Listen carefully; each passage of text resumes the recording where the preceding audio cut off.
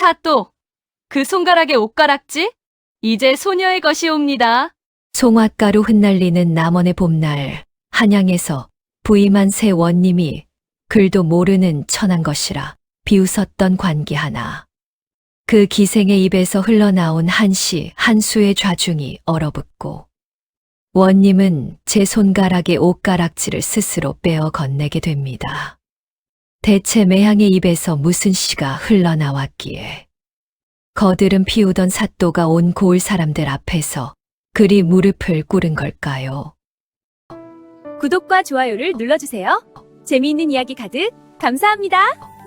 지금으로부터 400년 전 광해군께서 보위에 오르신 지 5회째 봄날, 임진왜란의 불길이 가신 지 얼마 되지 않아 팔도 강사는 아직도 그 상흔을 다 씻어내지 못하고 있었습니다.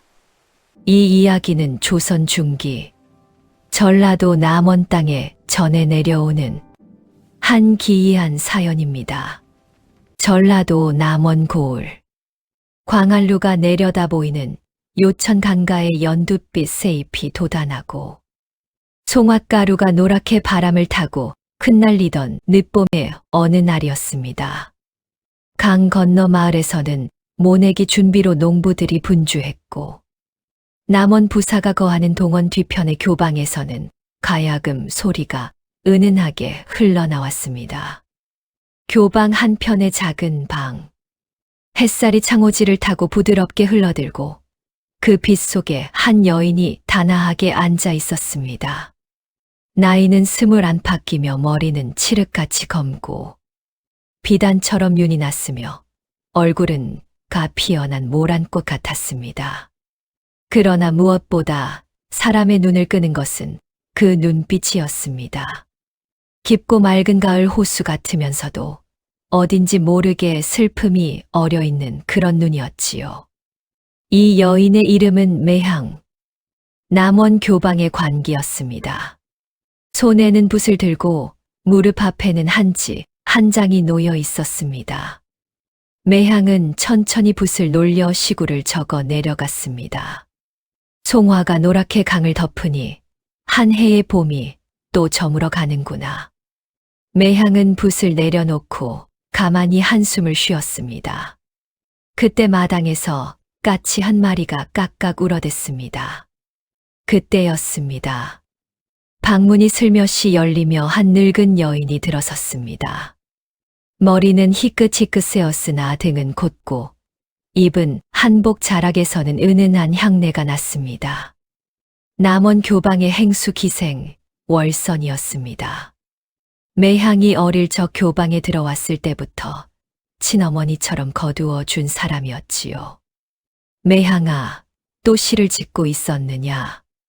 매향은 자리에서 일어나 공손히 머리를 숙였습니다. 행수 어르신 오셨습니까? 앉거라. 내 너에게 긴히 할 말이 있어 왔다. 월선은 매향의 맞은편에 앉아 매향이 적은 시구를 가만히 들여다보았습니다.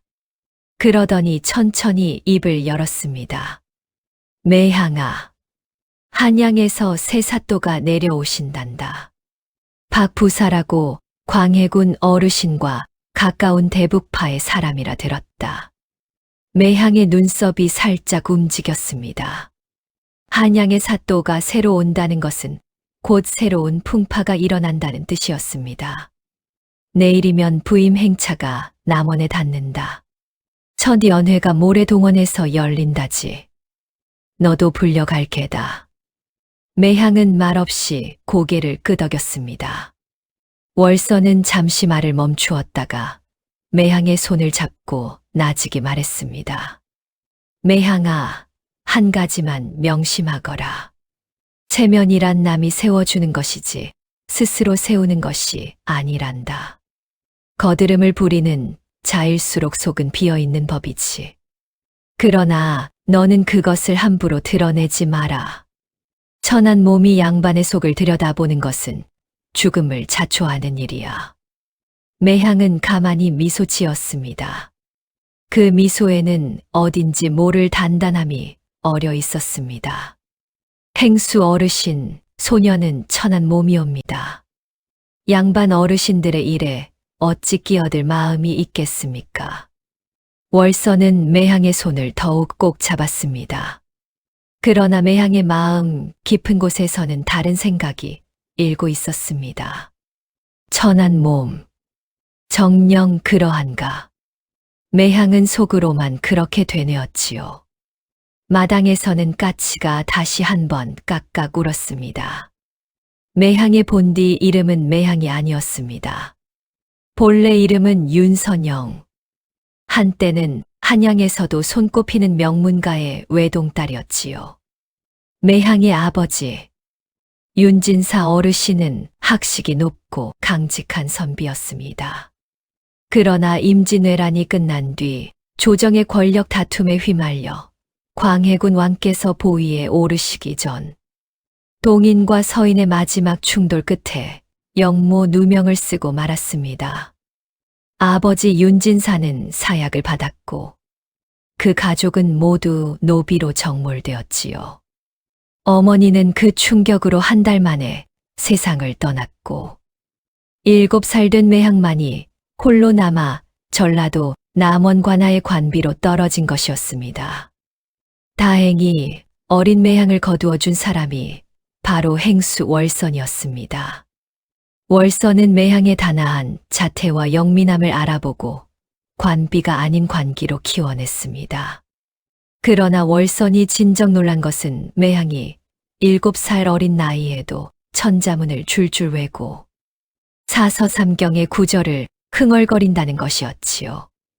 이 아이는 보통 아이가 아니다. 월선은 그렇게 중얼거리며 남원 향교의 늙은 훈장에게 매향을 몰래 보내 그를 더 가르치게 했습니다. 매향은 자랐고 그 학식은 어느 양반 도령에 못지않게 깊어졌습니다. 시문이며 서예며 가야금이며 못하는 것이 없었지요. 그러나 매향은 그 모든 재능을 깊이 감추었습니다. 천한 몸으로 학식을 드러내는 것은 곧 화를 부르는 일이라는 것을 어린 나이에 이미 깨달았기 때문이었습니다. 남원 사람들에게 매향은 그저 단아한 미인 기생이었습니다. 가야금을 잘 타고 시조 한두 수쯤 부를 줄 아는 정도. 그것이 사람들이 아는 매향의 전부였지요. 매향이 거하는 교방의 풍경을 한번 살펴볼까요?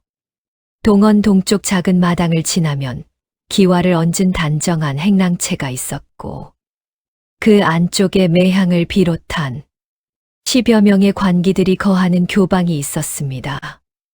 마당 한가운데는 늙은 감나무 한 그루가 가지를 펼치고 있었고 그 가지 위에는 매년 같은 까치 한 쌍이 둥지를 틀었지요. 매향은 그 까치들을 무척 아꼈습니다. 외로울 때면 마당에 나가 까치들과 이야기를 나누곤 했지요. 매향의 동무 기생들은 매향을 부러워하면서도 한편으로는 어렵게 여겼습니다. 매향이 너무도 단정하고 고고했기 때문이었지요. 그중 가장 매향을 따르는 어린 기생이 있었으니 이름은 초롱이라 했습니다. 15간 넘은 앳된 처녀였지요. 매향 언니, 한양 사또가 내려오신단 소문 들으셨소? 초롱이가 호기심 가득한 눈으로 묻자 매향은 살며시 미소 지었습니다. 들었지. 동원 이방 어르신께서 그러시던데 이번 사또는 거드름이 어찌나 심한지 한양에서도 유명하다더라고. 광해군 어르신과 가까운 대북파라서 누구도 함부로 못한다네요. 매향은 말없이 가야금 줄을 어루만졌습니다. 그리고 또 들으셨소? 사또 어르신이 한양에서 함께 데리고 온 식객이 한 분 계시다는데 그분은 아주 학식이 높으시다 하더라고요. 김진사라고. 사또 어르신의 글을 대신 지어주신다는 소문이 있다네요. 식객이? 매향의 눈이 가늘게 빛났습니다. 사또의 글을 대신 짓는다. 그 말은 곧 사또 자신은 글을 모른다는 뜻 아닌가.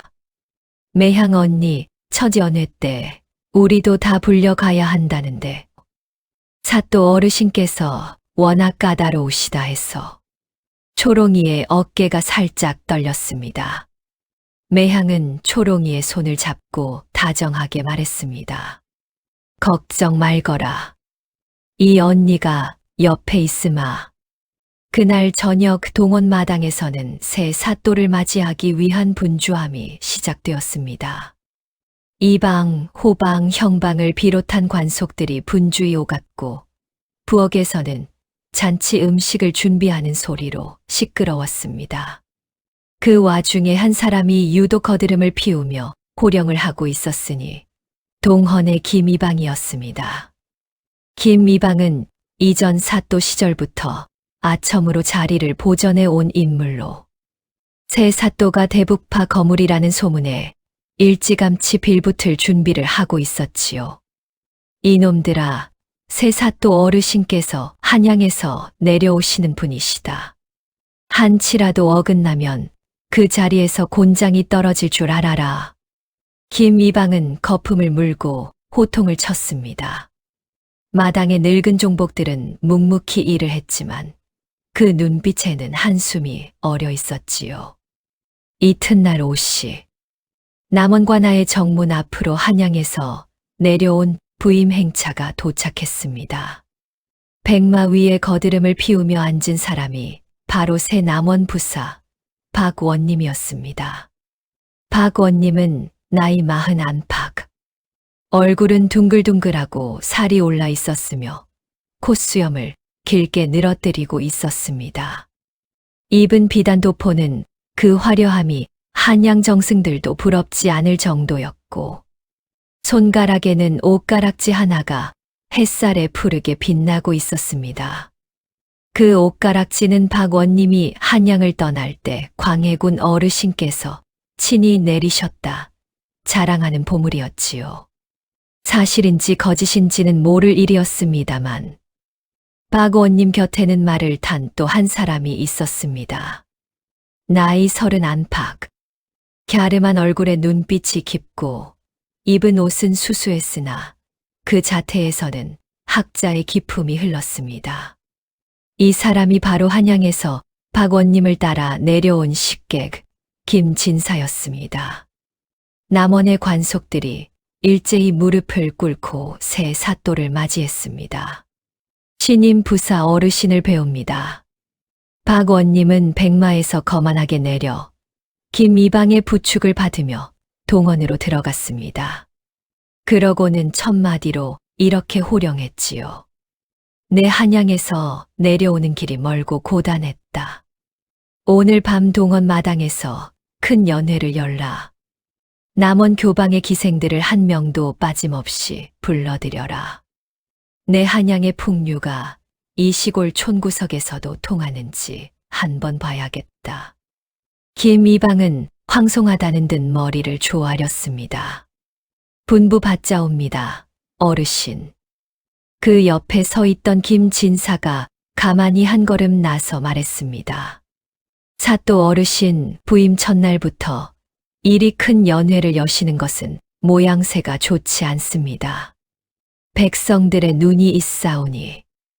박원님은 김진사를 슬쩍 노려보았습니다. 김진사, 자네는 그리나 짓거라. 정사는 내가 알아서 한다. 김진사는 조용히 입을 다물었습니다. 그러나 그 눈빛에는 깊은 한숨이 어려 있었습니다. 그날 오후 남원 교방에도 그 명령이 전해졌습니다. 행수 월선이 매향과 동무 기생들을 불러 모아놓고 무거운 목소리로 말했습니다. 오늘 밤 동원 마당에서 새 사또 어르신을 모시는 연회가 열린다. 한 명도 빠짐없이 가야 한다. 다들 단장하고 준비하거라. 기생들은 술렁였습니다.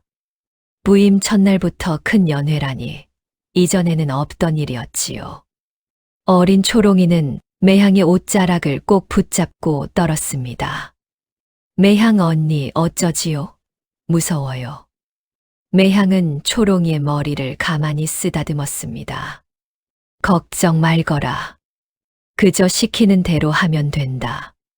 그러나 매향의 마음 한편에서는 알 수 없는 예감이 일어나고 있었습니다. 이 연회는 그저 단순한 술자리가 아닐 것이라는 예감이었지요. 마당의 까치가 그날따라 유난히 시끄럽게 울어댔습니다. 해가 뉘엿뉘엿 지고 남원동원 마당에는 횃불이 환하게 밝혀졌습니다. 마당 한가운데는 큰 멍석이 깔리고 그 위에 박원님의 자리가 마련되었지요. 좌우로는 남원 일대의 양반들과 향리들이 자리하고 그 앞에는 교방의 기생들이 한 줄로 늘어서 있었습니다. 박원님이 거드름을 피우며 자리에 앉자 김이방이 술잔을 받쳐 올렸습니다. 사또 어르신, 한 잔 받으시지요. 박원님은 호탕하게 웃으며 잔을 받아 단숨에 들이켰습니다. 좋다, 좋아. 술맛이 한약 못지 않구나. 자, 그럼 이제 남원의 풍류를 한번 보자. 기생들 중에 가장 잘난 년이 누구냐? 앞으로 나오너라. 김이방이 슬쩍 매향을 가리켰습니다. 사또 어르신, 저 매향이라 하는 아이가 남원 교방에 으뜸이옵니다. 자색이 빼어나고 가야금 솜씨가 좋사옵니다. 박원님은 매향을 보고 흐뭇한 미소를 지었습니다. 오, 과연 미인이로다. 매향이라 하였느냐? 가까이 오너라. 매향은 천천히 자리에서 일어나 박원님 앞으로 나아가 무릎을 꿇었습니다. 매향의 자태는 단아하고 침착했습니다.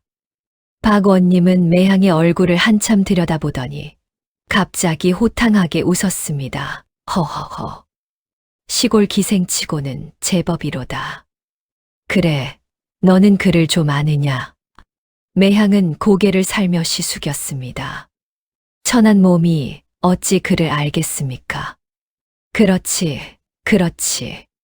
천한 것들이 그를 알리 있나. 한양의 기생들도 그리라곤 자기 이름 석자도 못 쓰는 년들이 태반이니까. 이 시골 구석에서야 더 말할 것이 있겠느냐. 좌중에서 양반들이 따라 웃었습니다. 매향은 묵묵히 고개를 숙이고만 있었지요. 그러나 그 옆에 앉아있던 김진사만은 웃지 않았습니다. 김진사는 매향의 자태를 가만히 살피더니 무언가 깊이 생각에 잠기는 듯 했습니다. 박원님은 술잔을 비우고 다시 매향에게 말했습니다. 그래, 글은 모른다 치고 가야금이나 한 곡 다 보아라. 매향은 가야금을 받아 들고 자리에 앉았습니다. 그러고는 천천히 줄을 고르더니 한 곡을 타기 시작했습니다. 그 가락은 처음에는 봄바람처럼 부드러웠으나 점점 깊어지더니 마지막에는 가을 강물처럼 처연했습니다. 좌중은 모두 숨을 죽이고 그 가락에 빠져들었습니다. 김진사는 가만히 눈을 감고 그 가락을 듣고 있었지요. 그의 입가에는 미세한 미소가 떠올랐습니다. 이는 보통 솜씨가 아니다. 가락이 끝나자 박원님은 손뼉을 치며 웃었습니다. 좋다, 좋아. 시골 기생치고는 솜씨가 제법이구나. 자, 술 한 잔 받거라. 박원님은 자기 손에 뜬 잔을 매향에게 내밀었습니다. 그 손가락에 끼인 옷가락지가 횃불 아래 푸르게 빛났지요. 매향은 두 손으로 공손히 잔을 받아 다 마시고 다시 박원님께 돌렸습니다. 그때 박원님이 갑자기 매향의 손을 덥석 잡았습니다. 매향아, 너는 오늘부터 내 옆에 붙어 있거라. 한양의 풍류가 어떤 것인지 내 직접 가르쳐 주마. 매향은 손을 빼지도 못하고 고개를 숙였습니다. 그 모습을 본 어린 초롱이가 눈물을 글썽였지요. 행수월서는 멀리서 그 광경을 보며 입술을 깨물었습니다. 그러나 누구도 새사또에게 감히 한마디 할 수가 없었습니다. 연회가 무르익어 가던 중 박원님이 갑자기 호기로운 목소리로 외쳤습니다. 자, 오늘 밤은 흥이 났으니 글재주 있는 자 누구든 시 한 수 지어보아라. 잘 지은 자에게는 내 한양에서 가져온 비단 한 피를 내리리라. 좌중의 양반들이 술렁였습니다. 그러나 누구 하나 선뜻 나서지 못했지요. 새 사또 앞에서 시를 짓는다는 것이 보통 부담이 아니었기 때문입니다. 그때 박 원님이 김진사를 돌아보며 말했습니다. 김진사, 자네가 한 수 지어보게. 김진사는 가만히 일어나 한 수의 시를 읊었습니다. 평이 하나 정갈한 시였지요. 박 원님은 흡족한 듯 고개를 끄덕였습니다. 역시 한양의 학식이로다. 시골 양반들은 한 수 지어볼 사람이 없는가. 좌중은 잠잠했습니다. 박 원님의 비웃음이 점점 커졌습니다. 하하, 시골 구석이라 글 짓는 자가 없는 모양이로구나. 그렇다면 매향이 너라도 한 수 지어보아라. 어차피 글은 모른다 하니 시조 한 곡쯤은 부를 수 있겠지. 매향의 눈빛이 그때 처음으로 흔들렸습니다. 매향의 가슴 깊은 곳에서 무언가 끓어오르는 것이 있었지요. 그러나 매향은 곧 마음을 가다듬고 고개를 숙였습니다. 천한 몸이 어찌 사또 어르신 앞에서 시를 지을 수 있겠습니까? 그렇지, 그렇지. 천한 것이 시를 안다 한들 무엇하겠느냐. 그저 술잔이나 따르거라. 박 원님은 호탕하게 웃으며 매향의 어깨를 툭 쳤습니다. 매향은 묵묵히 술잔을 따랐지만 그 손이 미세하게 떨리고 있었습니다. 연회가 파한 뒤 매향은 교방으로 돌아왔습니다. 행수 월선이 마당에서 매향을 기다리고 있었지요. 매향아, 고생했다. 매향은 말없이 자기 방으로 들어가 한참을 앉아 있었습니다. 어두운 방 안에서 매향의 두 눈에서는 한 줄기 눈물이 흘러내렸습니다. 천한 몸, 천한 몸이라. 매향은 자기도 모르게 입술을 깨물었습니다. 새벽 무렵 매향은 마당으로 나왔습니다. 감나무 위에 까치들이 아직 잠들어 있었고 동쪽 하늘에는 새벽별이 외롭게 빛나고 있었지요. 매향은 한참을 마당에 서서 그 별을 올려다보았습니다. 그때 누군가의 발소리가 들렸습니다. 매향이 돌아보니 행수 월선이 등불을 들고 다가오고 있었지요. 매향아, 잠을 못 자느냐? 매향은 가만히 고개를 끄덕였습니다. 행수 어르신, 소녀에게 한 가지 청이 있사옵니다. 월선은 매향의 옆에 서서 같은 별을 올려다보았습니다. 무엇이냐? 내일 밤 다시 동원 연회가 열린다 들었사옵니다. 그 자리에 소녀를 보내주시옵소서. 그리고 한 가지만, 부디 한 가지만 허락해 주십시오. 매향의 목소리는 낮으나 단단했습니다. 월선은 매향의 얼굴을 가만히 들여다보았지요. 무엇을 허락하란 말이냐? 소녀가 시 한 수를 지어도 좋다 허락해 주시옵소서. 월선의 손에 든 등불이 살짝 흔들렸습니다. 월선은 한참을 말없이 매향을 바라보았지요. 매향의 그 눈빛이 어느새 어린 매향이 처음 교방에 들어왔을 때의 그 눈빛과 닮아 있었습니다. 무언가의 마음이 정해진 사람의 눈빛이었지요. 매향아, 그것이 무슨 뜻인지 너는 아느냐? 천한 몸으로 양반의 학식을 드러내는 것은 곧 죽음을 자초하는 일이다. 행수 어르신 알고 있습니다. 그러나 소녀, 어제 그 자리에서 깨달은 것이 있습니다. 천한 몸이라 하여 천한 마음으로 살 수는 없다는 것을요. 그 사또 어르신이 천하다 비웃은 것은 소녀가 아니라 그를 모른다는 소녀의 거짓이었습니다. 소녀, 더 이상 그 거짓 뒤에 숨고 싶지 않사옵니다. 매향의 눈에서는 눈물이 흘러내리고 있었습니다. 그러나 그 눈빛만은 어느 때보다 또렷했지요. 월서는 한참을 말없이 매향을 바라보다가 깊은 한숨을 내쉬었습니다. 매향아, 너의 마음을 내가 막을 수는 없겠구나. 그러나 한 가지만 기억하거라.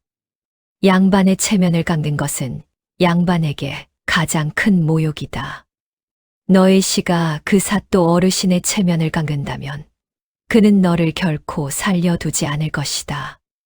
매향은 가만히 고개를 끄덕였습니다. 명심하겠습니다. 그러나 행수 어르신, 소녀는 사또 어르신의 체면을 깎으려는 것이 아닙니다. 다만 소녀 자신의 체면을 한 번만 세우고자 합니다. 평생 처음으로요. 월서는 매향을 와락 끌어안았습니다.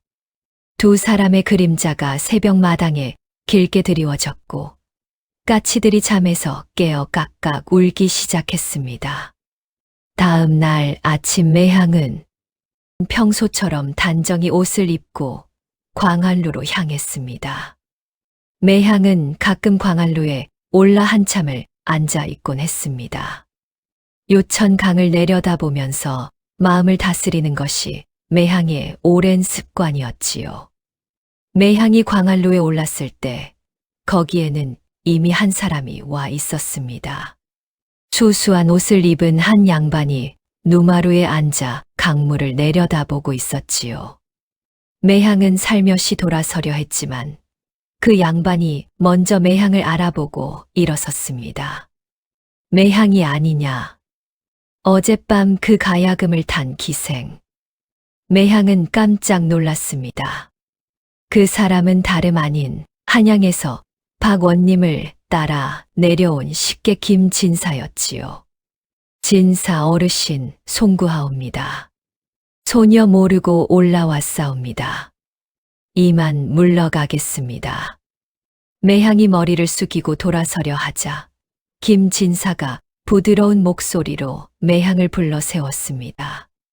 잠시 머물거라. 내 너에게 한 가지 묻고 싶은 것이 있다. 매향은 멈추어 섰습니다. 김진사는 매향을 가만히 바라보더니 천천히 입을 열었습니다. 매향아, 어젯밤 너의 가야금 가락은 보통 솜씨가 아니었다. 그 가락은 두보의 시 강가의 봄을 한탄함을 본떠 지은 것이 아니더냐. 매향의 얼굴이 살짝 굳었습니다. 그 가락을 알아본 사람은 10여 년 동안 단 한 사람도 없었기 때문이었지요. 매향이 소녀 시절 아버지가 즐겨 울프시던 두보의 시를 가락으로 옮긴 것이었습니다. 매향은 잠시 망설이다가 고개를 끄덕였습니다. 진사 어르신께서 알아보실 줄은 몰랐습니다. 김진사는 가만히 미소 지었습니다. 매향아, 너는 보통 기생이 아니로구나. 그 가락에는 잃어버린 무엇을 그리워하는 마음이 깊이 배어 있었다. 그것은 그를 모르는 자가 지어낼 수 있는 가락이 아니다. 매향은 고개를 숙였습니다. 김진사는 한참을 말없이 강물을 바라보다가 깊은 한숨을 내쉬었습니다. 매향아, 내 너에게 한 가지 부탁이 있다. 어젯밤 박사또 어르신의 행태에 너 또한 화가 났을 것이다. 그러나 부디 참아 주거라. 박사또 어르신은 그릇이 작은 사람이다. 잘못 자극하면 너에게 어떤 화가 미칠지 모른다. 매향은 김진사의 얼굴을 가만히 올려다보았습니다. 진사 어르신, 한 가지만 여쭙겠습니다. 진사 어르신께서는 어찌하여 그런 사또 어르신을 따라 이 시골까지 내려오셨습니까? 김진사는 한참을 말이 없었습니다. 그러더니 천천히 입을 열었지요. 매향아, 나도 한때는 큰 뜻을 품은 자였다. 그러나 한양의 전쟁에 휘말려 모든 것을 잃었지. 가족도, 벗도, 벼슬도. 박사또 어르신은 내가 의지할 수 있는 마지막 줄이었다. 그래서 내 양심을 접고 그의 글을 대신 짓는 식객이 된 것이다.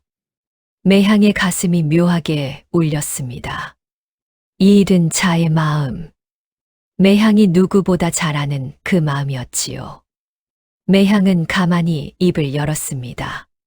진사 어르신, 소녀의 본디, 이름은 윤선영이라 하옵니다. 한양윤 진사 어르신의 외동딸이었지요. 김 진사가 깜짝 놀라 매향을 돌아보았습니다. 윤 진사 어르신이라 하면 십수년 전 영모 누명을 쓰고 사약을 받으신. 매향은 말없이 고개를 끄덕였습니다. 김 진사의 눈에 깊은 슬픔이 어렸습니다. 내 너의 부친을 알고 있다. 강직하고 고결한 분이셨지. 그 누명이 거짓임을 한양의 선비들은 모두 알고 있다. 두 사람은 한참을 말없이 강물만 바라보았습니다. 그러다 김 진사가 나직이 말했습니다. 매향아, 너의 마음을 내 안다. 그러나 부디 오늘 밤만은 참거라. 사또 어르신을 정면으로 거스르면 너의 목숨이 위태롭다. 내가 도울 수 있는 길은 도울 것이다. 그러나 그 자리에서는 부디 참아다오. 매향은 가만히 고개를 끄덕였습니다. 그러나 그 마음 깊은 곳에서는 이미 한 가지 결심이 굳어져 가고 있었습니다. 매향은 김 진사에게 작별 인사를 하고 광안로를 내려왔습니다. 마당의 까치가 매향의 머리 위를 한번 빙 돌더니 어디론가 날아갔지요. 해가 저물고 다시 동원 마당에 횃불이 밝혀졌습니다. 둘째 날 연회는 첫째 날보다 더욱 흥겨웠습니다. 박원님은 어제보다 더욱 기세가 등등했지요. 첫째 날 연회에서 시 짓기를 부추겼다가 시골 양반들이 모두 입을 다물어 한껏 우월감을 맛본 박원님은 오늘은 더 큰 망신을 시켜보리라 마음먹은 듯 했습니다.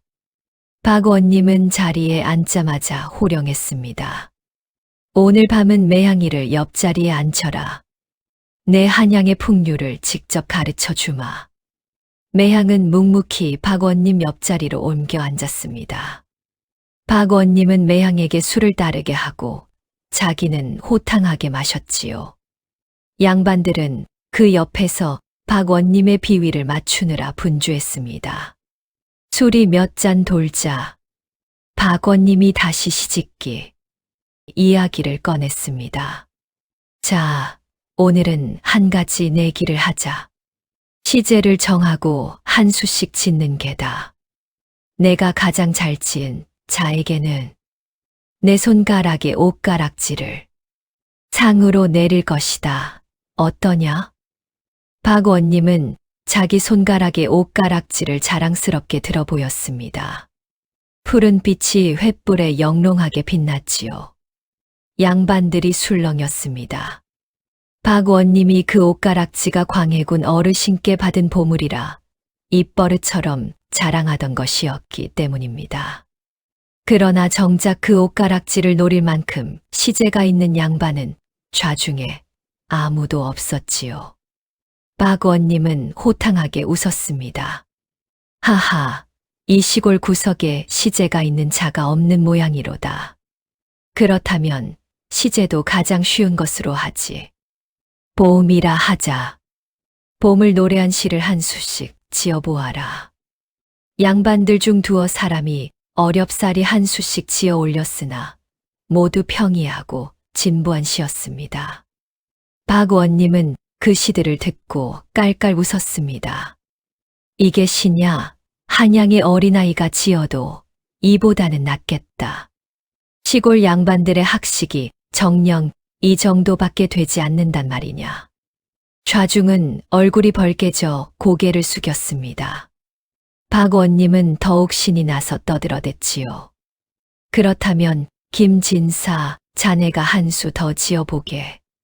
자네의 시가 가장 잘 지은 시일게야. 김진사는 마지못해 자리에서 일어나 한수의 시를 읊었습니다. 단아하고 정갈한 시였지요. 박원님은 흡족한 듯 박수를 쳤습니다. 역시 김진사로다. 자, 그럼 이 시가 오늘 밤 으뜸이다. 김진사에게 옷가락지를. 아니, 옷가락지는 너무 귀하지. 비단 한 피를 내리겠다. 좌중은 어색하게 웃었습니다. 김진사는 묵묵히 자리에 앉았지요. 박원님은 그 와중에 매향을 돌아보며 짓궂게 말했습니다. 매향아, 너는 어떠냐? 그를 모른다 하니 시조라도 한 곡 부르거라. 이 김진사의 시에 화답하는 시조면 더욱 좋겠지. 매향은 가만히 고개를 숙이고 있었습니다. 그때였습니다. 마당 한쪽 감나무 위에서 까치 한 마리가 갑자기 깍깍 울었습니다. 매향이 살며시 그 까치를 올려다보았지요. 매향의 얼굴에 미세한 미소가 떠올랐습니다. 사또 어르신, 소녀가 비록 글은 모르오나 평소에 어깨 너머로 한두 구절 들은 것은 있사옵니다. 시조 대신 어설프나마 한시 흉내라도 한 수 내어보아도 될지요. 좌중이 술렁였습니다. 천한 기생이 한시를 짓겠다 하니 이는 보통 일이 아니었지요. 박원님은 어이없다는 듯 깔깔 웃었습니다. 하하하, 매향이가 한시를 좋다 좋아. 한번 들어보자. 시골 기생의 한시가 어떠한지. 내 시가 형편없으면 곤장 열대다. 어떠냐? 매향은 살며시 미소 지었습니다. 분부 받자옵니다. 그러나 사또 어르신, 소녀의 시가 만일 으뜸이 되면 약속하신 옷가락지를 소녀에게 내려주시옵소서. 좌중이 숨을 멈추었습니다. 박원님은 잠시 멈칫했으나 곧 호탕하게 웃었습니다. 하하, 천한 기생이 옷가락지를 노린다. 좋다, 좋아. 네, 약속하지. 너의 시가 오늘 밤 으뜸이라면 이 옷가락지를 너에게 내리마. 단, 너의 시가 형편없으면 곤장 20대다. 어떠냐? 분부 받자옵니다. 매향은 다시 한번 머리를 숙였습니다. 그 옆에서 김진사의 얼굴이 새파랗게 질렸지요. 김진사는 매향에게 그토록 참으라 일렀건만 매향이 결국 발을 내딛고 만 것이었습니다. 매향은 자리에서 일어나 마당 한가운데로 나아갔습니다. 횃불 빛에 매향의 얼굴이 환하게 빛났지요. 매향은 한참을 말없이 서 있었습니다. 좌중은 모두 숨을 죽이고 매향의 입에서 무슨 시가 나올지 기다렸지요. 매향은 마당 한쪽의 감나무를 올려다보았습니다. 까치가 다시 한번 깍깍 울었지요. 매향은 그 까치를 보고 살며시 미소 짓더니 천천히 입을 열었습니다. 그 목소리는 낮으나 또렷했습니다. 송화황 반강천춘 유객한 주작신빈.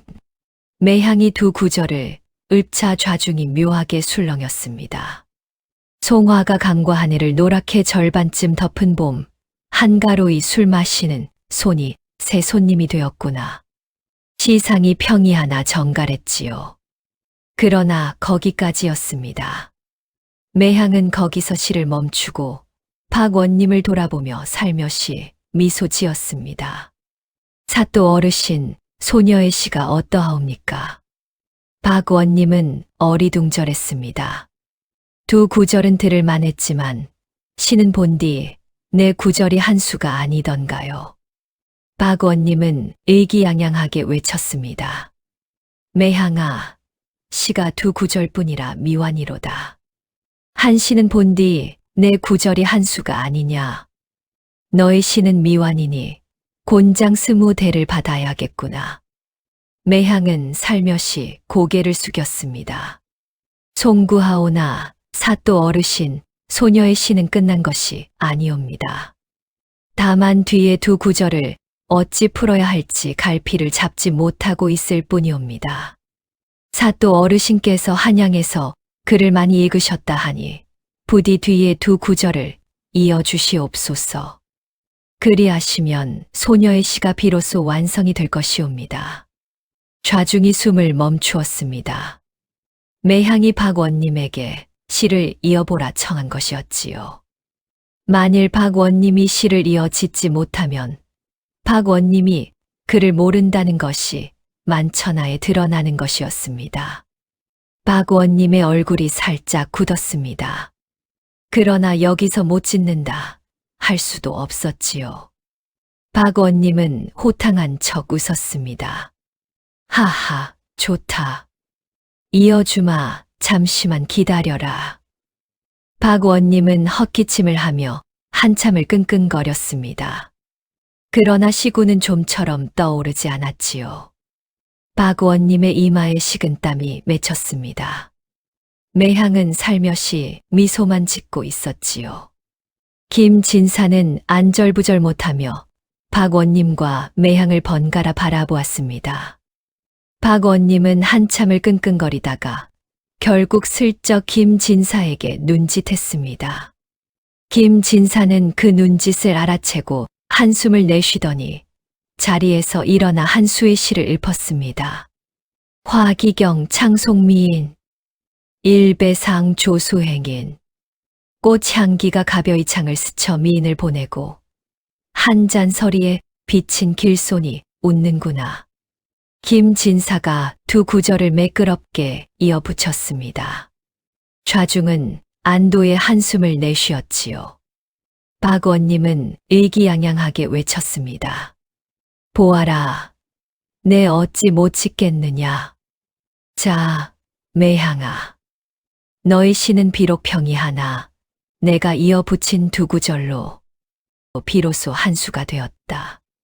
그러나 으뜸은 내가 지은 두 구절이지. 너의 시는 으뜸이 아니다. 곤장 열대로 깎아주마. 매향은 살며시 고개를 들어 박원님을 바라보았습니다. 그 눈빛에는 이상한 기운이 어려 있었지요. 매향은 천천히 입을 열었습니다. 사또 어르신, 한 가지만 여쭙겠나이다. 사또 어르신께서 이어붙이신 두 구절, 정녕 사또 어르신께서 직접 지으신 것이옵니까?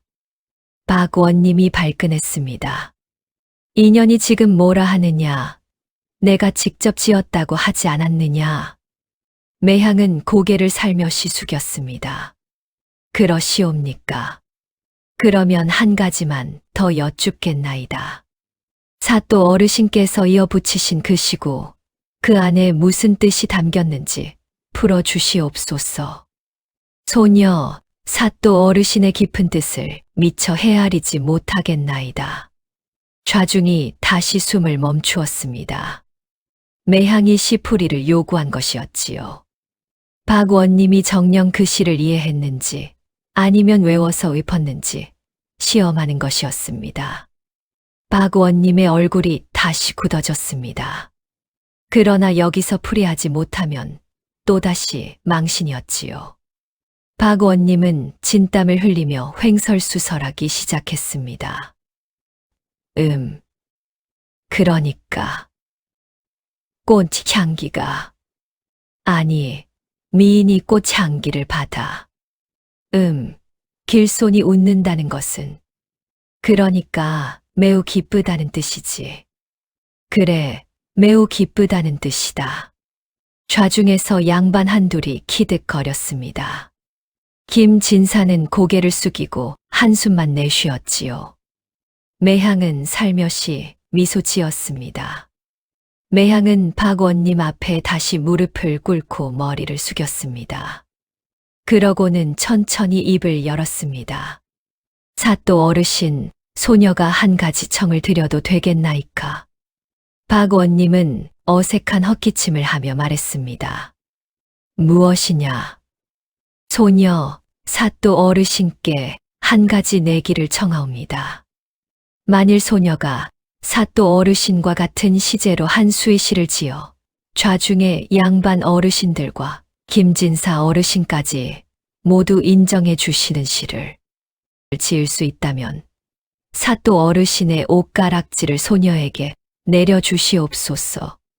만일 소녀가 그러한 시를 짓지 못한다면 소녀의 목을 사또 어르신께 바치겠나이다. 좌중이 숨을 멈추었습니다. 매향이 자기 목을 걸고 시 짓기 내기를 청한 것이었지요. 박원님은 잠시 어리둥절했습니다.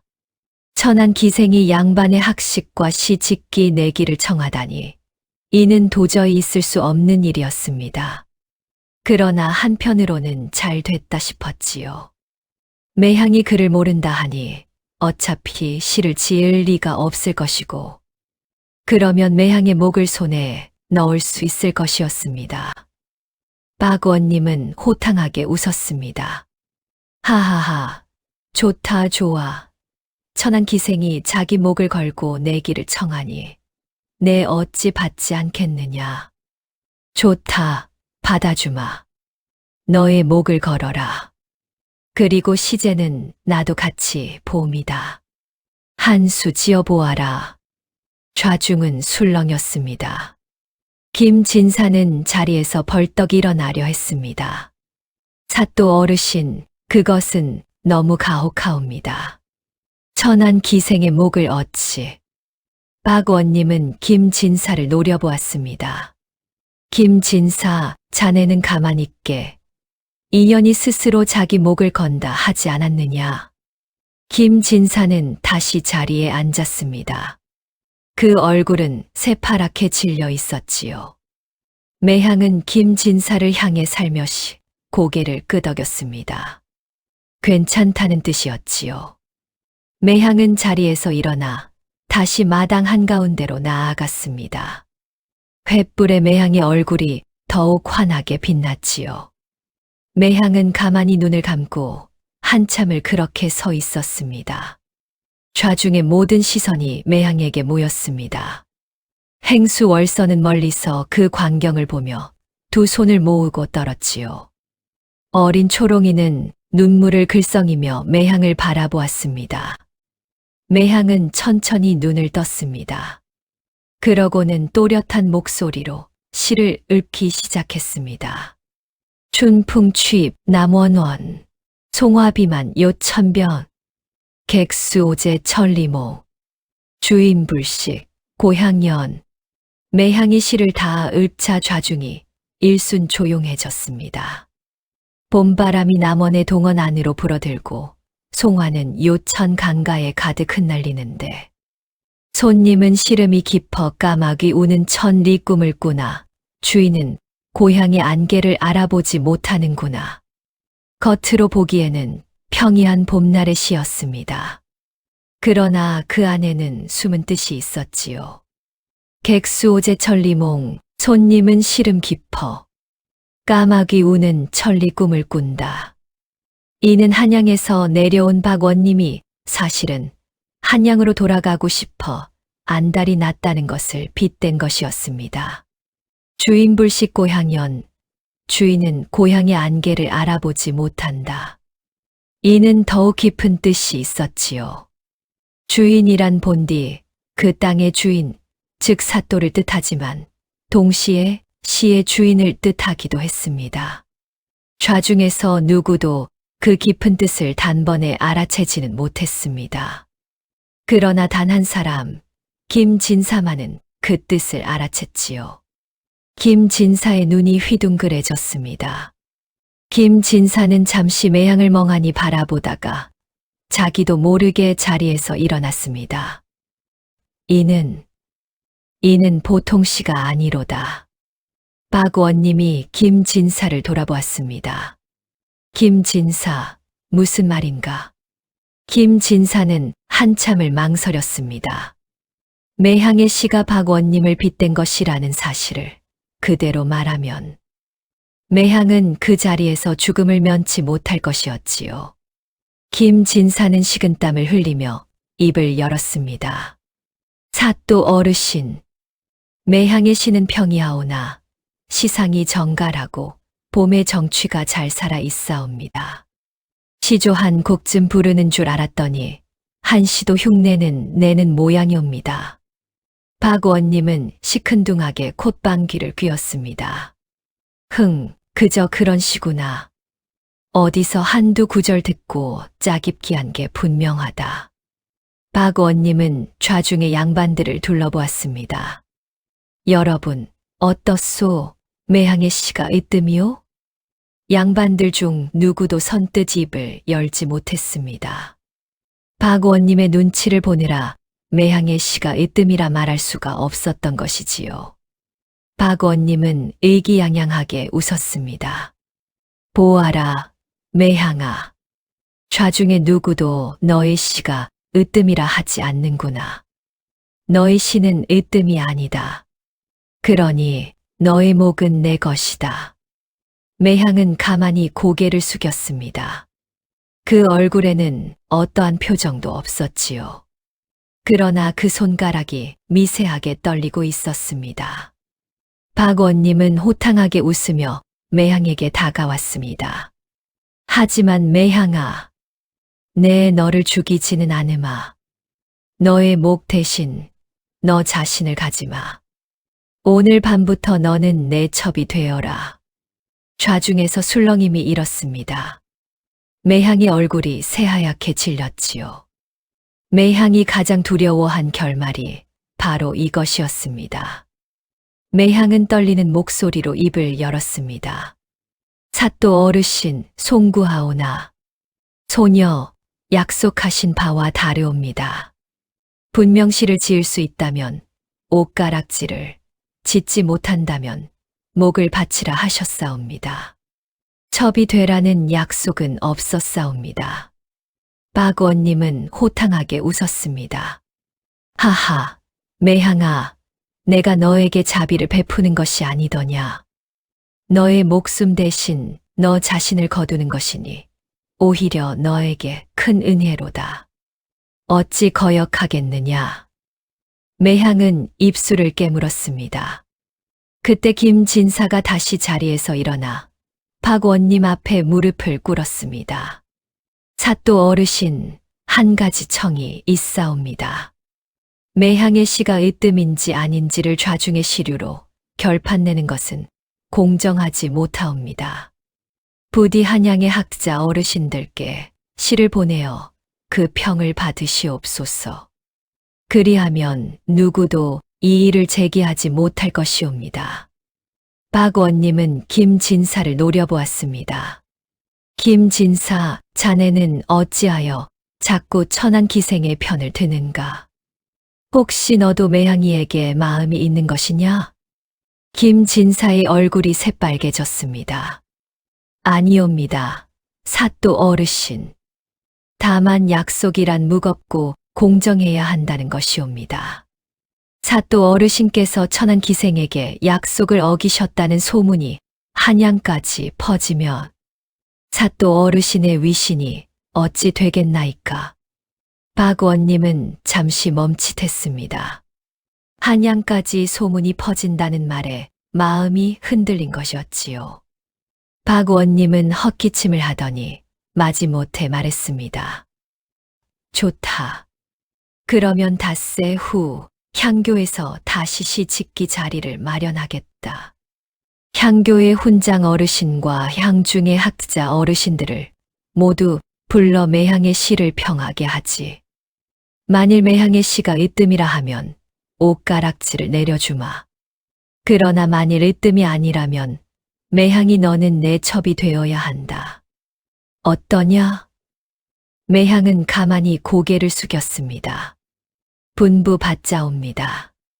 그날 밤 연회는 그렇게 끝났습니다. 매향은 교방으로 돌아왔으나 마음이 무거웠지요. 행수 월선이 매향의 손을 잡고 눈물을 글썽였습니다.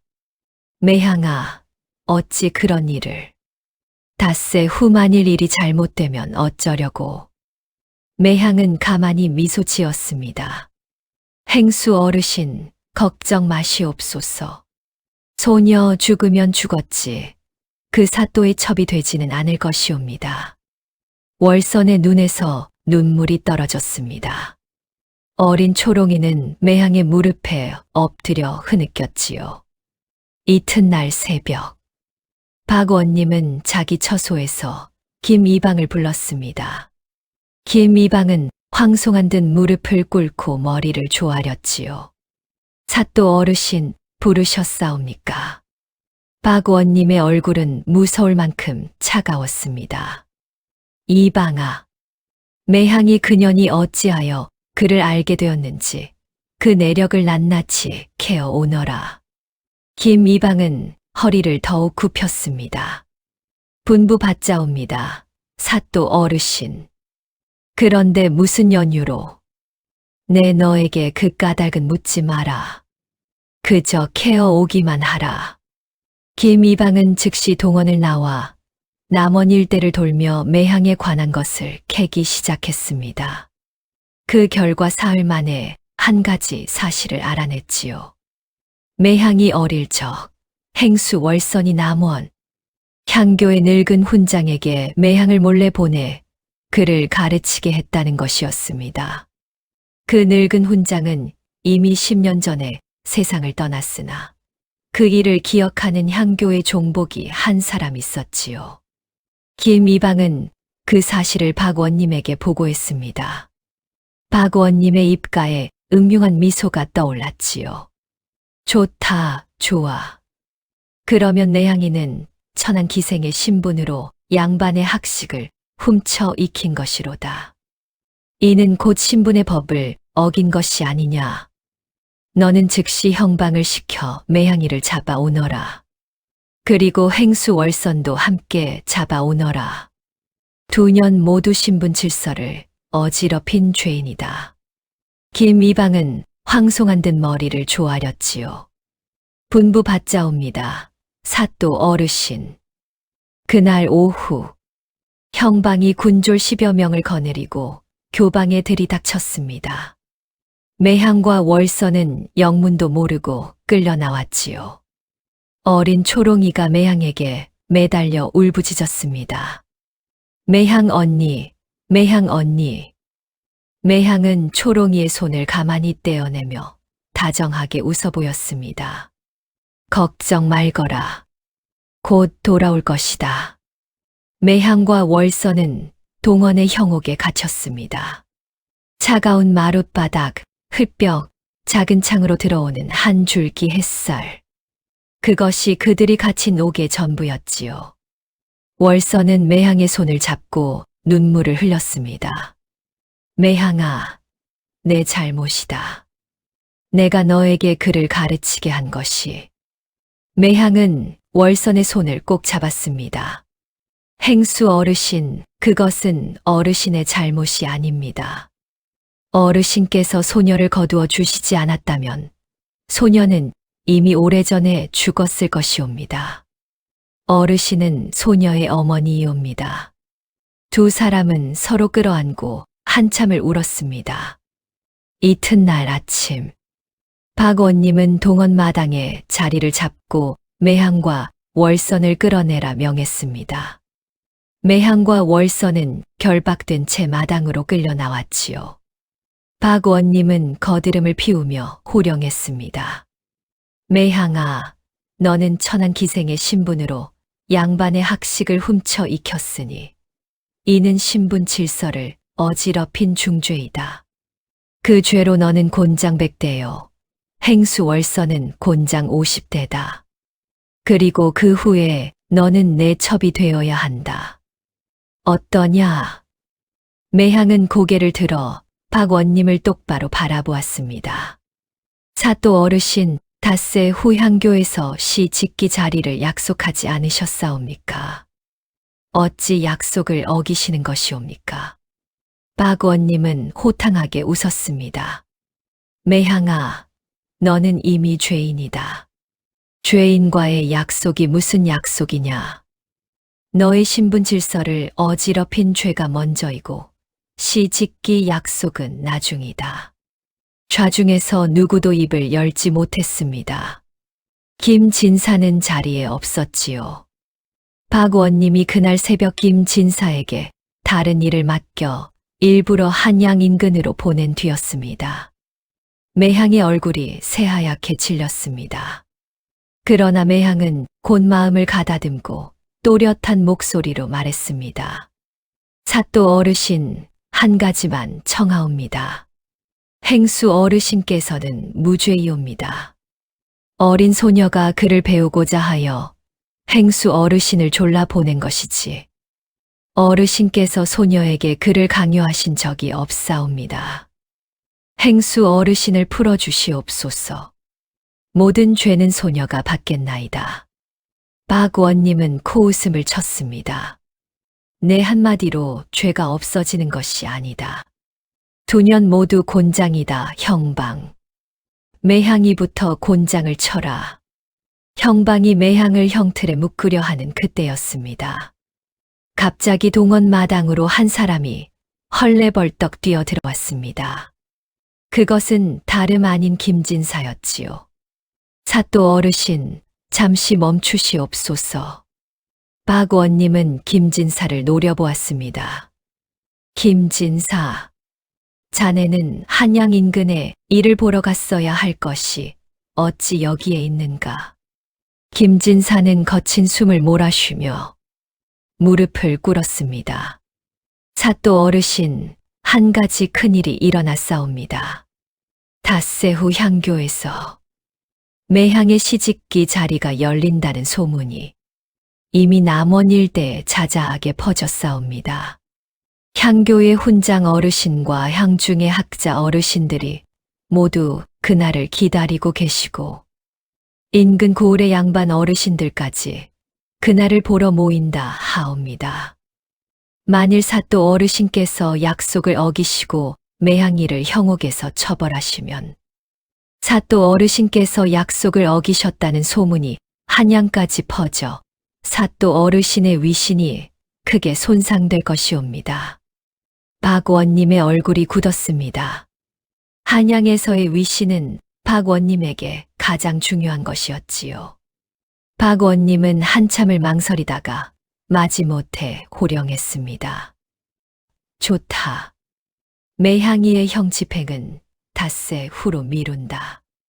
닷새 후 향교에서 시 짓기를 마친 후 매향이의 시가 으뜸이 아니라 판명되면 그 자리에서 즉시 곤장을 칠 것이다. 그리고 곤장 후에 내 첩으로 삼을 것이다. 매향이와 월서는 그때까지 형옥에 가두어라. 박 원님은 거드름을 피우며 자리에서 일어나 동원으로 들어갔습니다. 김진사는 형옥으로 끌려가는 매향을 따라가 옥문 앞에서 매향에게 무언가 속삭였지요. 매향아, 닷새 후 향교에서 만나자. 부디 마음을 단단히 먹어라. 매향은 가만히 고개를 끄덕였습니다. 옥문이 닫혔습니다. 매향은 어둑한 옥 안에서 월선과 마주 앉아 한참을 말없이 있었습니다. 작은 창으로 한 줄기 햇살이 들어왔고 그 햇살 속에 송화가루가 노랗게 떠다녔지요. 옥에 갇힌 둘째 날 밤, 매향은 잠을 이루지 못했습니다. 작은 창으로 보이는 밤하늘에 별이 흐릿하게 빛났고 어디선가 부엉이 우는 소리가 들렸지요. 매향은 한참을 그 별을 올려다보았습니다. 행수 월서는 옥의 한쪽에 누워 잠들어 있었습니다. 그러나 그 잠은 깊지 못했지요. 곤장 50대를 견뎌내야 한다는 두려움에 월선의 몸은 미세하게 떨리고 있었습니다. 매향은 월선의 손을 가만히 잡았습니다. 내가 어찌 했어야 했단 말인가. 내 한순간의 자존심을 위해 행수 어르신마저 위태롭게 만들었으니 매향의 가슴이 찢어지는 듯 했습니다. 그때였습니다. 옥 밖에서 가벼운 발소리가 들렸지요. 매향이 살며시 일어나 창가로 다가가니 한 사람이 옥 창문 밖에 서 있었습니다. 어둠 속에서도 그 자태를 알아볼 수 있었지요. 어린 초롱이였습니다. 초롱이는 옥 창살을 붙잡고 흐느끼고 있었지요. 매향 언니, 매향 언니. 매향은 초롱이의 손을 살며시 잡았습니다. 초롱아, 위험하다. 어서 돌아가거라. 매향 언니 사또가 어찌 그리 모진 분이라더냐. 그저 시 한 수 지었다고 곤장백태라니. 초롱이의 눈물이 옥창살에 떨어졌습니다. 매향 언니, 그리고 초롱이는 차마 말을 잊지 못했습니다. 매향이 부드럽게 물었지요. 무슨 일이냐? 말해 보거라. 초롱이는 한참을 망설이다가 떨리는 목소리로 입을 열었습니다. 매향 언니, 김진사 어르신께서 오늘 낮에 사또 어르신과 크게 다투시고 사또 어르신께서 김진사 어르신을 한양으로 즉시 돌려보내라 명하셨다 하옵니다. 김진사 어르신은 오늘 밤 안으로 남원을 떠나신답니다. 매향의 얼굴이 굳었습니다. 김진사가 떠난다. 그렇다면 닷새 후 향교의 시집기 자리에서 매향의 편을 들어줄 사람이 아무도 없게 되는 것이었지요. 향교의 훈장 어르신과 향중의 학사, 어르신들이 모두 박원님의 위세에 눌려 매향의 시를 으뜸이라 평할 리가 없었습니다. 그리고 매향 언니, 초롱이는 떨리는 목소리로 말을 이었습니다. 향교의 훈장 어르신께서도 사또 어르신께 굴복하셨다 하옵니다. 사또 어르신께서 향교의 곳간을 채워 주시겠다 약속하시며 매향 언니의 시를 절대로 으뜸이라 평하지 말라 명하셨다고요. 향중의 학자 어르신들도 모두 사또 어르신의 뜻을 거역하지 못한답니다. 매향의 손에서 힘이 빠졌습니다. 초롱이의 손을 놓치고 매향은 옥바닥에 풀썩 주저앉았지요. 모든 것이 끝난 것이었습니다.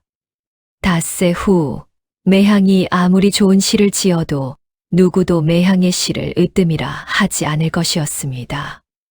그러면 매향은 곤장백대를 맞고 박원님의 첩이 되어야 했지요. 행수월서는 곤장 50대를 견뎌내지 못하고 죽을지도 몰랐습니다. 매향의 눈에서 눈물이 흘러내렸습니다. 옥 창문 밖에서 초롱이가 흐느끼고 옥 안에서는 월선이 깊은 한숨을 내쉬며 뒤척였지요. 매향 언니, 어쩌지요? 어쩌지요? 매향은 답을 할 수가 없었습니다. 작은 창으로 들어오는 한 줄기 달빛만이 매향의 흐느끼는 어깨를 비추고 있었지요.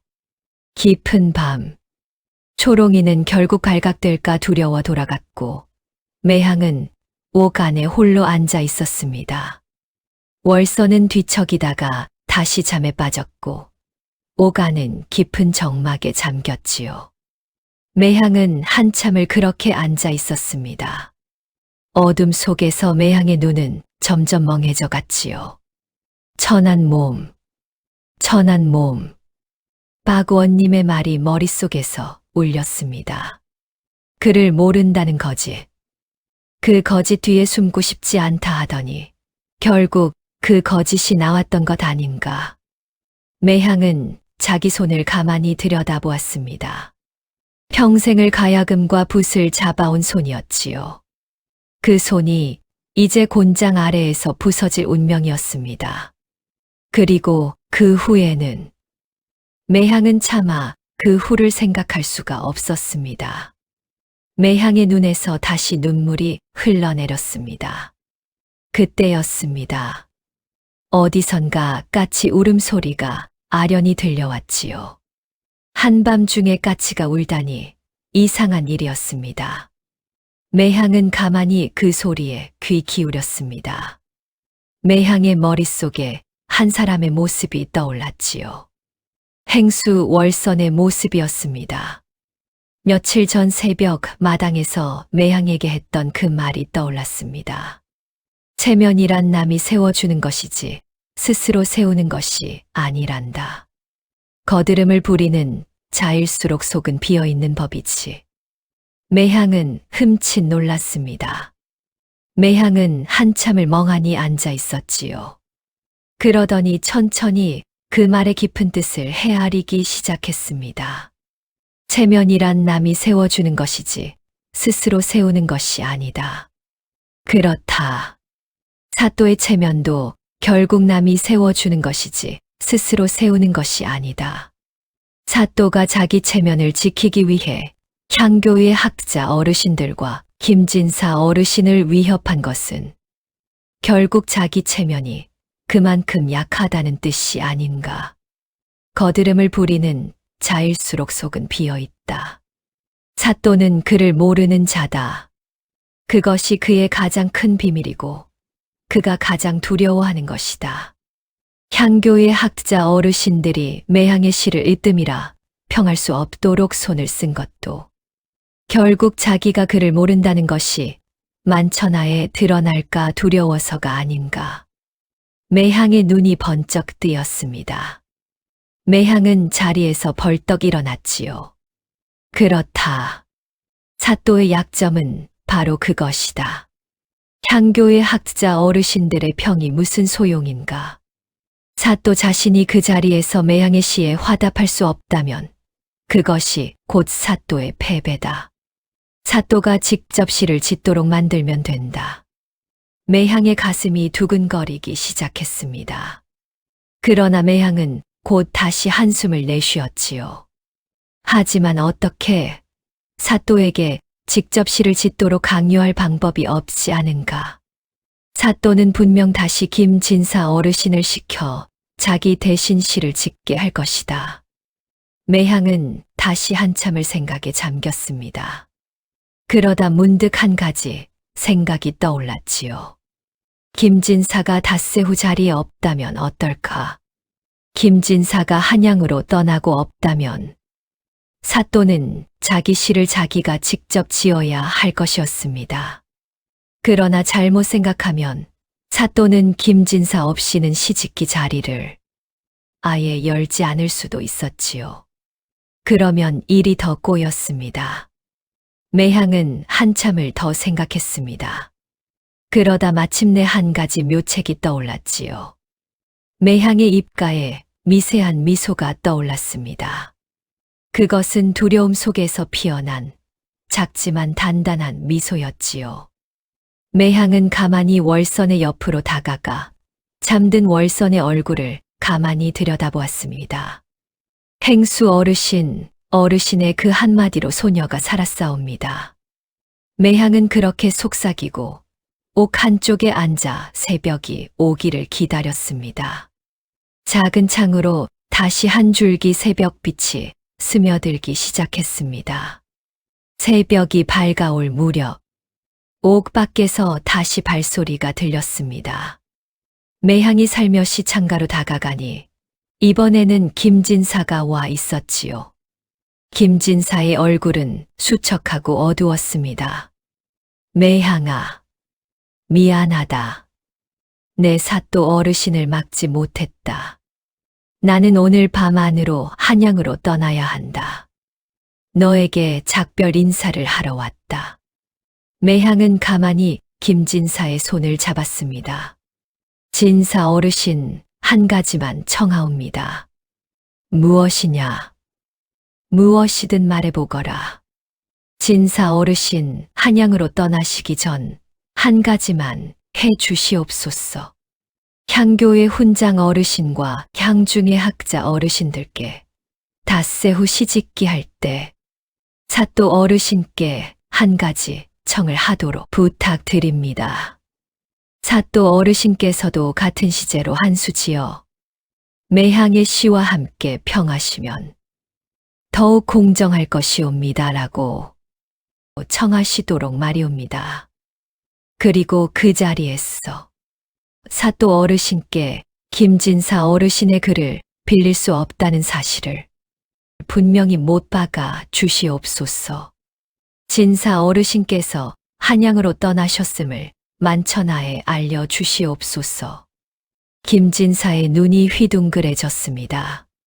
김진사는 한참을 매향을 바라보다가 마침내 매향의 뜻을 알아챘지요. 김진사의 얼굴에 미소가 번졌습니다. 매향아, 너의 지혜가 참으로 깊구나. 알겠다. 내 즉시 향교의 훈장 어르신께 가서 그 뜻을 전하마. 향교의 훈장 어르신은 본디 강직하신 분이시다. 사또 어르신께 위협을 받아 마음이 흔들리셨으나 내가 사정을 잘 말씀드리면 들어주실 것이다. 김진사는 매향의 손을 한 번 꼭 잡고는 곧장 향교를 향해 달려갔습니다. 매향은 옥창가에 서서 새벽 하늘을 올려다보았지요.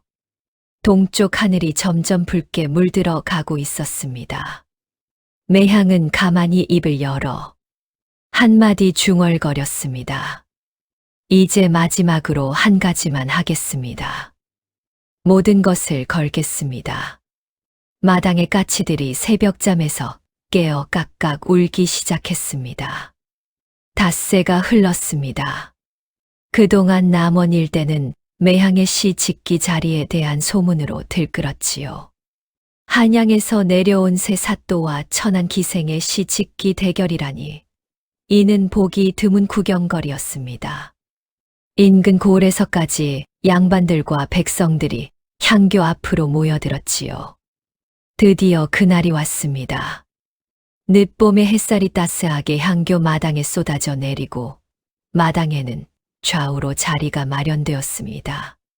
한쪽에는 박원님과 남원 일대의 양반들이, 다른 한쪽에는 향교의 훈자, 어르신과 향중의 학자 어르신들이 자리 잡았지요.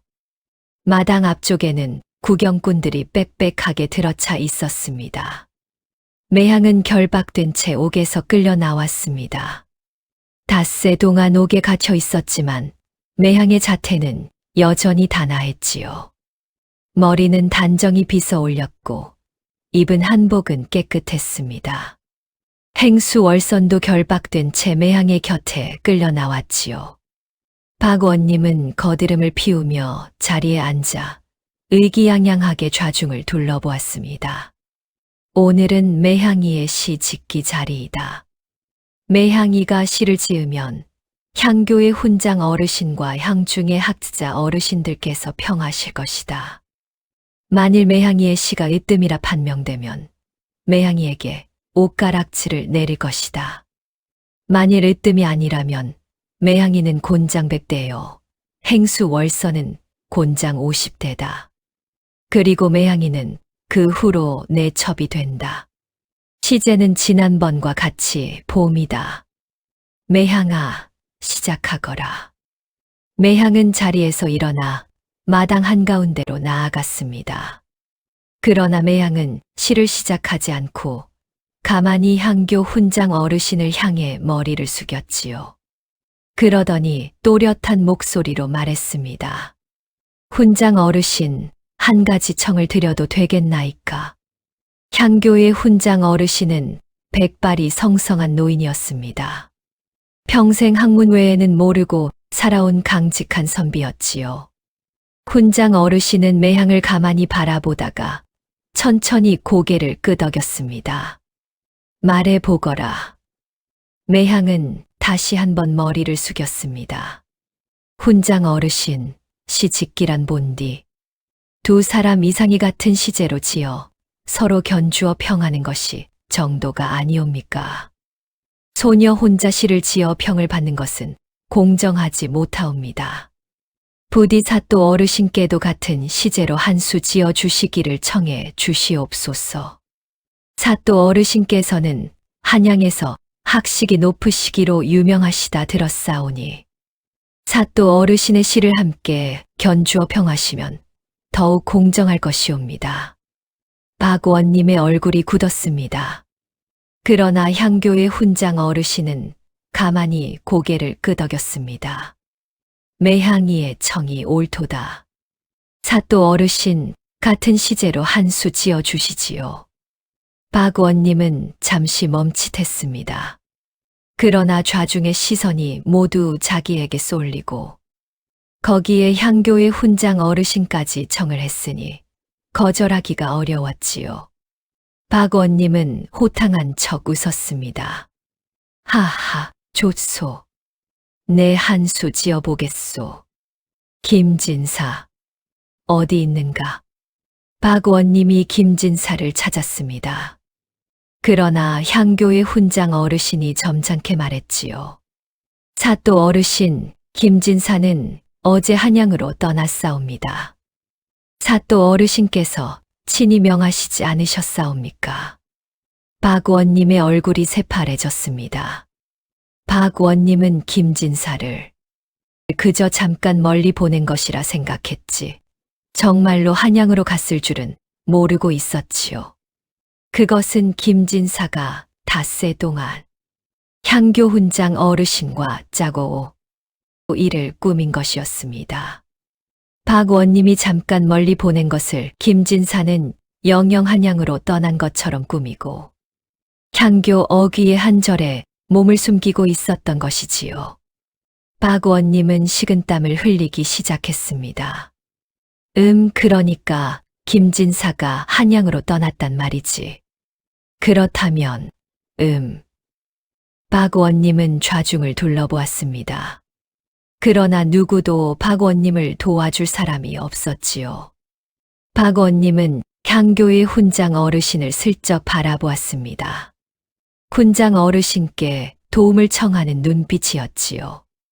그러나 훈장 어르신은 강직한 표정으로 말했습니다. 사또 어르신, 시는 본디 자기 손으로 짓는 것이옵니다. 다른 이의 글을 빌리는 것은 시의 도가 아니지요. 부디 사또 어르신의 솜씨를 보여주시옵소서. 박 원님의 얼굴이 점점 더 굳어갔습니다. 박 원님은 한참을 끙끙거렸으나 시구 하나가 떠오르지 않았지요.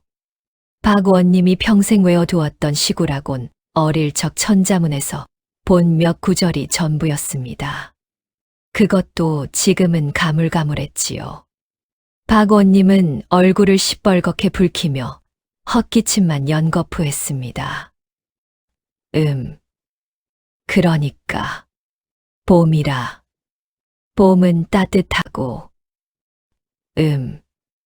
좌중에서 키득키득 웃음소리가 새어나오기 시작했습니다. 구경꾼들 사이에서도 웅성거림이 커져갔지요.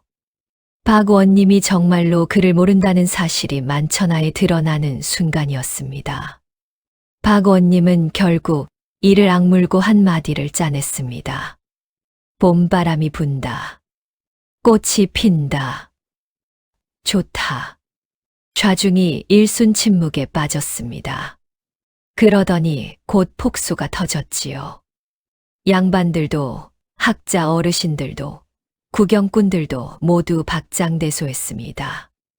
박 원님이 지은 것은 한시는커녕 시조도 아니고 그저 어린아이의 말장난이었던 것이지요. 하하하, 봄바람이 분다. 꽃이 핀다. 이게 시인가? 어린아이 옹알이인가?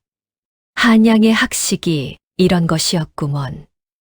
박 원님의 얼굴이 새빨갛게 달아올랐습니다. 박 원님은 호통을 치려 했으나 이미 좌중의 웃음소리가 향교 마당을 가득 메우고 있었지요. 박 원님은 자리에서 일어나 마당을 나가려 했습니다. 그러나 향교의 훈장 어르신이 점잖게 말했지요. 사또 어르신, 어디로 가시옵니까? 매향이의 시도 들어보셔야 하지 않겠사옵니까? 두 시를 견주어 평해야 공정하지 않사옵니까? 박 원님은 다시 자리에 주저앉았습니다. 그 얼굴은 이제 송장처럼 핏기가 가셔 있었지요. 매향은 천천히 마당 한가운데로 나아갔습니다. 그러고는 가만히 눈을 감고 한참을 그렇게 서 있었지요. 좌중은 모두 숨을 죽이고 매향의 입을 바라보았습니다. 매향은 천천히 눈을 떴습니다. 그러고는 또렷한 목소리로 시를 읊기 시작했지요. 춘도남원 만목신, 송화비처 불태긴, 한매일지 향유제, 막도하게 유기비. 매향이 실을 다 읊자 향교 마당이 물을 끼얹은 듯 고요해졌습니다. 아무도 입을 열지 못했지요. 향교의 훈장 어르신이 한참을 눈을 감고 그 시를 음미하셨습니다. 그러더니 천천히 눈을 뜨시더니 두 손으로 무릎을 치셨습니다.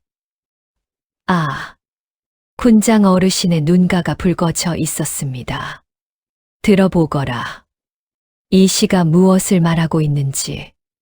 훈장 어르신은 자리에서 일어나 좌중을 둘러보며 말씀하셨습니다. 첫 구절, 봄이 남원에 이르니 온 나무가 새로워진다. 이는 봄이라는 천지의 이치가 한 고을에도 어김없이 찾아든다는 뜻이니 평이하되 품이 넓은 시작이로다. 둘째 구절을 보거라. 송화가루 날리는 곳, 사람을 가리지 않는다. 세상에 송화가 양반에게만 날리더냐, 천민에게만 날리더냐. 봄바람은 귀한 자와 천한 자를 가리지 않고 고루 불어온다. 이 한 구절에 천지의 공평함이 담겼도다. 좌중이 술렁이기 시작했습니다. 양반들의 얼굴이 묘해졌지요. 훈장 어르신은 목소리를 한층 높이셨습니다. 셋째 구절이야말로 이 시의 백미로다. 찬 매화 한 가지의 향기 아직 남아있다. 여기서 찬 매화라 함은 한겨울 눈보라 속에서도 홀로 피어나는 매화의 이름이다. 그런데 그 매화의 매가 누구의 이름이더냐? 좌중이 일제히 매향을 바라보았습니다. 매향의 매가 바로 매화의 매였지요. 그렇다. 매향이 자기 자신을 매화에 빗댄 것이로다. 한겨울 같은 시련 속에서도 꺾이지 않고 피어나는 매화. 그 향기는 추위가 깊을수록 더욱 짙어지는 법이니 이 아이가 겪은 고난이 깊을수록 그 재주가 더욱 빛난다는 뜻이 아니고 무엇이겠느냐. 향중의 학자 어르신 한 분이 무릎을 탁 쳤습니다. 아, 과연. 훈장 어르신은 마지막 구절에 이르러 목소리가 떨렸습니다. 그리고 마지막 구절. 꽃이 핌에 귀하고 처남이 있다 말하지 마소서. 이 한 구절에 이 시의 모든 뜻이 모여 있도다. 매화가 피건 모란이 피건 꽃은 꽃이다. 하늘이 내린 제주에 어찌 귀천이 있으랴. 이 아이는 봄날의 풍경을 빌려 세상 모든 사람의 가치는 태어남에 있지 않고 피어남에 있다고 말한 것이로다. 좌중이 한참을 말이 없었습니다. 그러더니 누군가 먼저 손뼉을 치기 시작했고 곧 향교 마당 전체가 우레와 같은 박수 소리로 가득 찼지요. 구경꾼들 사이에서도 감탄이 터져 나왔습니다. 세상에 저 기생이 저런 시를. 매화라. 참으로 절묘하구먼. 천한 몸에서 저런 시가 나오다니 하늘이 내린 재주가 아니고 무엇이냐. 향교의 훈장 어르신은 자리에서 일어나 박원님을 향해 점잖게 말했습니다. 사또 어르신, 매향의 시는 사또 어르신의 시와 비교할 수 없을 만큼 으뜸이옵니다. 향중의 학자 어르신들도 모두 같은 의견이옵니다. 사또 어르신께서는 약속을 지키시지요. 박원님은 한참을 부들부들 떨었습니다. 그러나 좌중의 시선이 모두 자기에게 쏠려 있고 향교의 훈장 어르신이 점잖게 약속을 지키라 청하니 거역할 수가 없었지요. 박원님은 천천히 자기 손가락의 옷가락질을 빼었습니다. 그 손이 미세하게 떨리고 있었지요. 박원님은 옷가락질을 매향에게 내밀었습니다. 매향은 두 손으로 공손히 옷가락질을 받았지요. 그러고는 박원님을 향해 머리를 숙였습니다. 사또 어르신의 약속을 받자옵니다. 박원님의 얼굴은 흙빛이었습니다. 그때 매향이 또렷한 목소리로 말했습니다. 사또 어르신, 한 가지만 더 청하옵니다. 행수 어르신께서는 무죄이옵니다. 행수 어르신을 풀어주시옵소서. 그리고 소녀의 곤장도 약속하신 대로 면하여 주시옵소서. 박원님은 이를 악물었지만 이미 좌중의 시선 앞에서 거절할 수가 없었지요. 박원님은 떨리는 목소리로 형방에게 명했습니다. 매향이와 월선을 풀어주어라. 형방이 매향과 월선의 결박을 풀었습니다. 좌중에서 우레와 같은 박수가 터져 나왔지요. 어린 초롱이는 매향에게 달려와 와라 끌어안고 흐느꼈습니다. 매향 언니, 매향 언니. 매향은 초롱이를 꼭 안아주고 행수 월선을 부축해 일으켰습니다. 월선은 매향의 손을 잡고 한참을 울었지요. 매향아, 내가 정녕. 매향은 가만히 월선의 손을 꼭 잡았습니다. 박원님은 도망치듯 자리에서 일어나 향교를 나갔습니다. 그러나 그 뒷모습은 오기 전과는 완전히 달랐지요. 등이 굽었고 발걸음이 비틀거렸으며 한양에서 가져온 그 비단 도포의 위세는 어디에도 없었습니다. 그날 밤 박원님이 그를 모른다는 사실. 매향에게 시 짓기 내기에서 패하여 옷가락지를 빼앗겼다는 사실이 남원 일대에 자자하게 퍼졌습니다. 한 달도 못 가서 그 소문은 한양까지 닿았지요. 한양의 양반들은 박원님을 비웃었고 광해군께서도 그 소문을 들으시고 진노하셨습니다. 광해군 어르신은 박원님이 자기 이름을 팔아 매향에게 옷가락지를 약속한 것에 더욱 분노하셨지요. 광해군 어르신께서 친히 옷가락지를 내리신 적은 없었기 때문입니다. 박원님은 부임 2달 만에 남원 부사 자리에서 파직되어 한양으로 끌려가 곤장 40대를 맞고 평안도로 귀양을 갔습니다. 그 후로 박원님은 평생 평안도 변방에서 떠돌다 술병이 들어 비참하게 객사했다 합니다. 거드름을 부리며 천한 것이라 비웃던 자의 비참한 말로였지요. 세월이 흘렀습니다. 박원님이 떠난 후 남원에는 새 사또가 부임했지요. 새 사또는 강직하고 어진 분이라 매향에게 자유의 몸을 허락해 주셨습니다. 매향은 더 이상 관기가 아니었지요. 매향은 자유의 몸이 되었으나 남원을 떠나지 않았습니다.